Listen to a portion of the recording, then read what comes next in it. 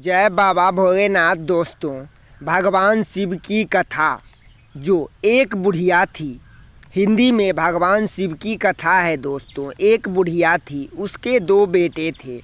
दोनों बेटे उसके बड़े थे और दोनों बेटे की शादी हो चुकी थी। उसमें उनके दो बहुएं थी। बुढ़िया के दो बहू थी। उसमें से बड़ी वाली बहू जो थी वो समझदार थी और वो घर का सब काम करती थी। और छोटी वाली बहू जो थी उसको घर के काम करने में मन नहीं लगता था। वह घर का सारा काम नहीं करती थी। और छोटी वाली बहू जिसे बड़ी वाली बहू जो थी दोस्तों बुढ़िया की, वो घर का सारा काम करती थी। और छोटी वाली बहू जिसे घर के काम करने में मन नहीं लगता था, वह केवल भगवान शिव के चर्चा और भगवान भोलेनाथ का पूजन करना ही उसे अच्छा लगता था। वह सुबह शाम दोनों टाइम भगवान भोलेनाथ की पूजा करती थी और कहीं भी जो शिव चर्चा होता था वहीं शिव चर्चा में बैठ जाती थी। और छोटी वाली बहू सुबह सुबह नहा धोकर भगवान भोलेनाथ का पूजन करने के लिए चला जाता था। और कहीं अगर रास्ते में शिव चर्चा हो रहा है तो दोस्तों वो छोटी वाली बहू बुढ़िया की शिव चर्चा में बैठ जाती थी और शिव चर्चा करने लगती थी। भगवान शिव का भजन करने लगती थी। भगवान भोलेनाथ का भजन करने लग जाती थी। उसे शिव चर्चा खत्म होने के बाद, भगवान भोलेनाथ का प्रसाद लेने के बाद, शिव चर्चा खत्म होने के बाद भगवान शिव का प्रसाद लेकर वो घर को आती थी।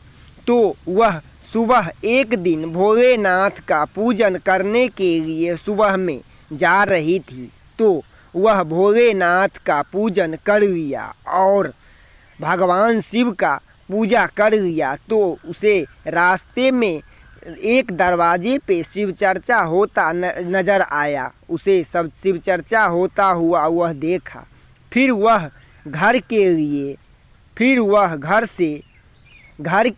आ रही थी। तो रास्ते में शिव चर्चा हो रहा था। भगवान शिव का पूजा करके बुढ़िया की छोटी वाली बहू घर के लिए आ रही थी। तो रास्ते में कहीं शिव चर्चा हो रहा था तो वह शिव चर्चा में बैठ गई और शिव चर्चा करने लगी। और शिव चर्चा खत्म होने के बाद भगवान भोलेनाथ का भजन गाई और भगवान भोलेनाथ का चर्चा किया और भगवान भोलेनाथ का भजन गाई और प्रसाद लेकर शिव चर्चा खत्म होने के बाद वो बुढ़िया की छोटी वाली बहू शिव चर्चा का प्रसाद लेकर के घर आई।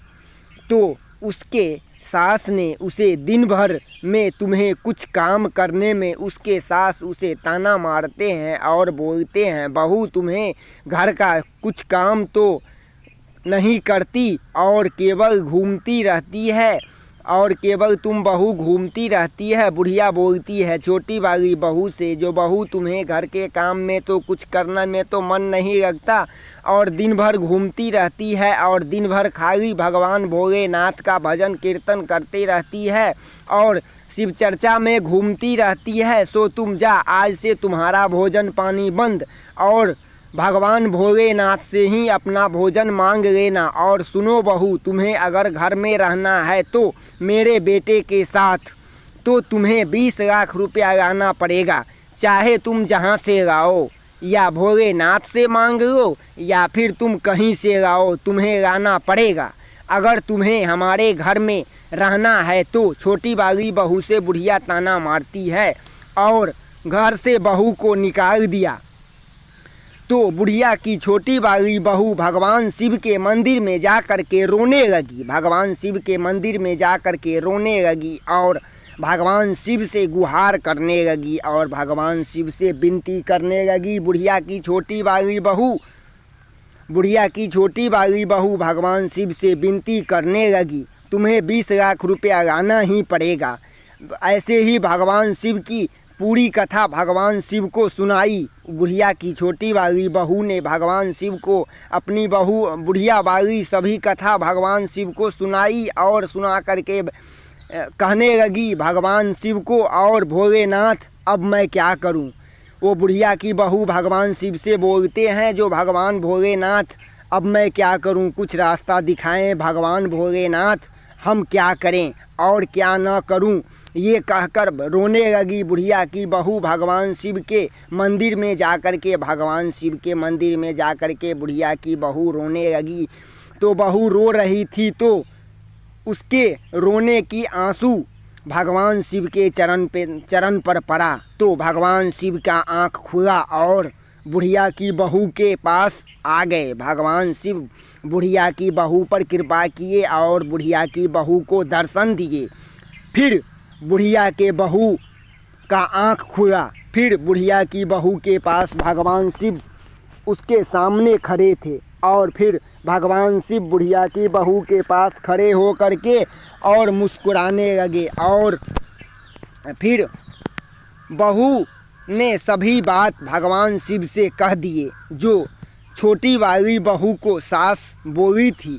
तो फिर भगवान शिव ने बुढ़िया के बहू को 20 लाख रुपए दिए और बहुत सारा धन दिए, और फिर पूरा परिवार भगवान शिव के कृपा से बुढ़िया के छोटी बहू का पूरा परिवार फिर से एक हो गया भगवान शिव के असीम अनुकंपा और असीम कृपा से। दोस्तों, भगवान शिव की कृपा से पूरा परिवार फिर बुढ़िया का एक हो गया, दोनों बेटे भी एक हो गए और बुढ़िया भी सुखी शांति से और खुशी से रहने लगी। फिर पूरे परिवार भगवान शिव का भक्त बन गए और भगवान शिव का चर्चा करने लगे। दोस्तों, ऐसी ही भगवान शिव का भक्त बन गए। भगवान शिव फिर उस बुढ़िया की बहू पर और उस बुढ़िया के बहू के पूरे परिवार पर भगवान शिव ने कृपा किए, और फिर पूरा माहौल खुशी से बदल गया। दोस्तों, और फिर भगवान शिव की कृपा से, भगवान शिव के असीम अनुकंपा से बुढ़िया की घर में एक पोते आए, और वो पोते चांद के समान, उसके पोते चांद के समान हो गए। दोस्तों, फिर बुढ़िया की बहू के कहानी के साथ मिलेंगे दोस्तों अगले भाग में। तब तक आप लोग कीजिए वीडियो को लाइक, चैनल को कीजिए सब्सक्राइब दोस्तों, और दोस्तों में शेयर करना ना भूलना। दोस्तों, इस वीडियो में ज़्यादा से ज़्यादा लाइक कीजिए और चैनल को सब्सक्राइब कीजिए दोस्तों, क्योंकि इसी तरह के चमत्कारी कहानी हम